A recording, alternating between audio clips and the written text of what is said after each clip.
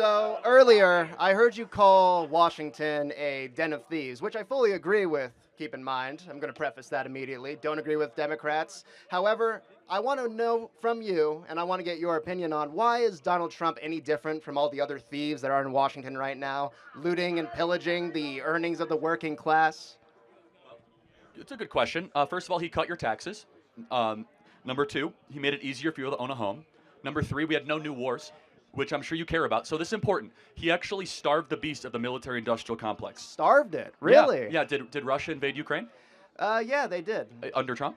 Well, no, but they were Okay. probably going to do it anyway. exactly. They've had a Did- very big blood and soil thing going on in Russian Well, politics but hold for a on, no, while no, this is now. important. Let's talk about this Kinda logically. it was kind of coming. So under Bush, Russia takes Georgia. Under Right. Obama, Russia takes Crimea. Under Biden, Russia takes the Donbass. Why is it that they didn't do anything for 4 years under Trump? I thought he was a Russian agent.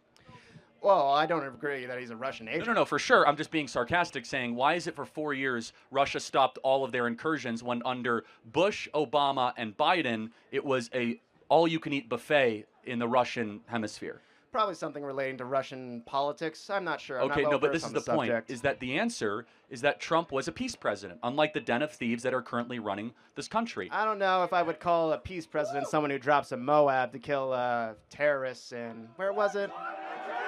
It was ISIS, I believe, right? He just dropped a Moab on that mother. Which is pretty cool. Keep in mind. No, I mean, I do want to ask a question.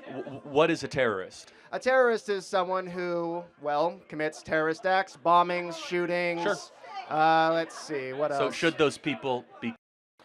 Well, if they're threatening the life of their fellow countrymen, then probably, yeah. Okay, so we have no moral difference on that. No, but I think it's interesting that you call him a peace president when he does that. You excuse this military action and call him a peace president, even though I mean, it's very I'm not saying important. that the target was not justified. Keep in mind. Fair enough. No, but again, he did not start a new conventional ground war where every president in the last 40 years, including Reagan, has. That's very noteworthy. And so you asked the question, what makes Trump different? I'll tell you one thing, which I think is important. If Trump was like all the rest of them, they would not have impeached him twice, indicted him 4 times, and he would not have to survive the assassination attempts that he has. There's something different about Trump because he threatens to expose and uproot the entire cabal and the cartel that has been making everybody in this audience poorer and them richer. The same cabal that allowed him to become a billionaire?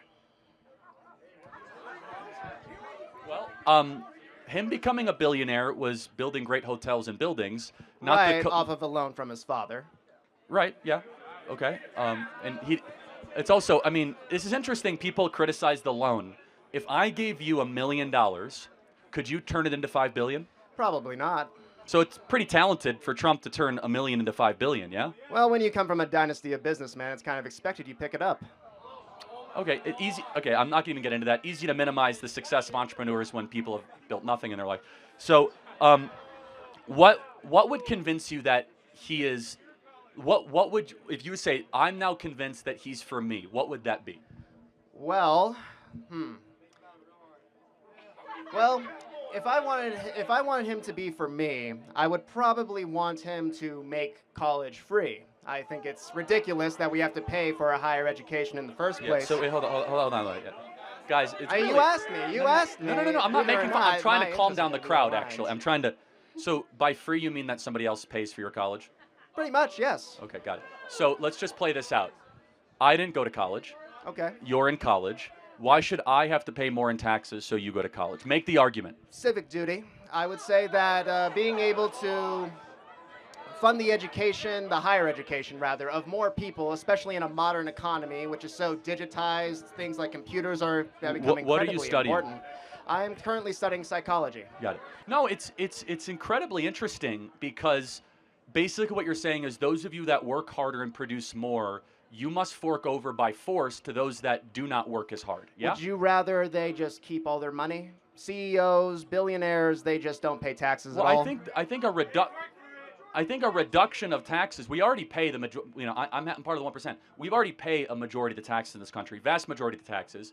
And so, what would I prefer? I'd prefer that more people keep your own hard-earned money, and the government shrinks dramatically in its size, because that increases liberty and freedom. Let me tell you what's going to happen, though. It's easy to pick on people like me. One day I'm paying 50%, soon it will be 60%, then it'll be 70%, and then they'll come for you, because eventually I'm going to run out of money. And you can laugh and chuckle, but eventually they're going to come for the working class and the middle class. They already are. They've already come for the working class. Yeah, That but you has know not why? changed. Yeah, because the reservoir is getting dry.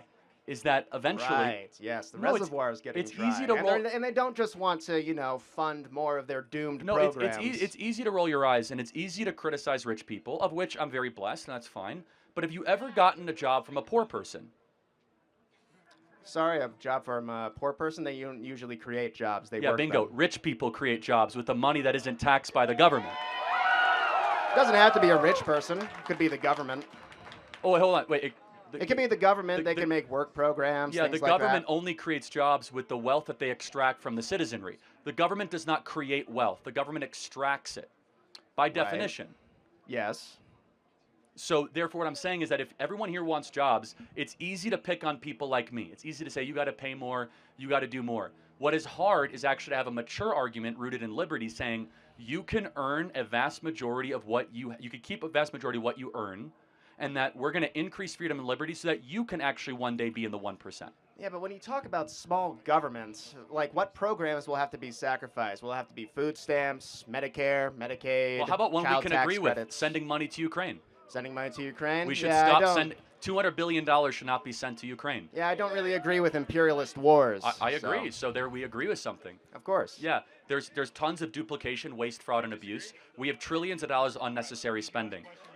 You're coming after this in a really good perspective and a good faith argument, and I respect that.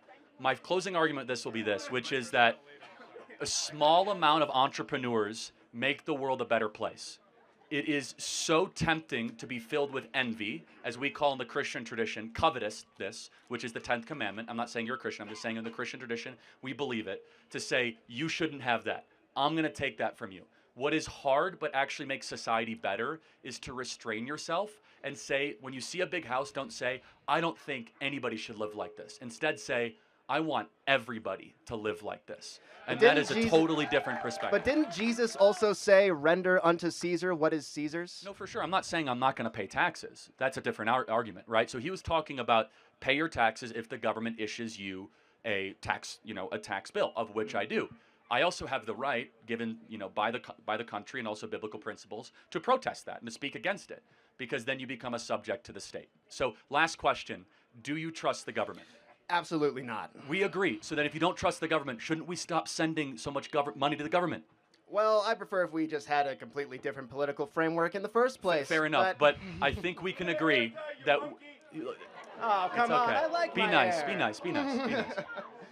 We're trying to be respectful. I think it's rather nice. I use a lot of product. I in like this it. It's thing, good. Thank you. At least someone agrees. All right, but here's what I'll say. You've come after this in good faith. We agree. You don't trust the government. You want a different political framework. My perspective is, therefore, if you don't trust the government, let's stop sending it so much of our hard-earned money. Thank you so much. I got to get the next question. Thank you.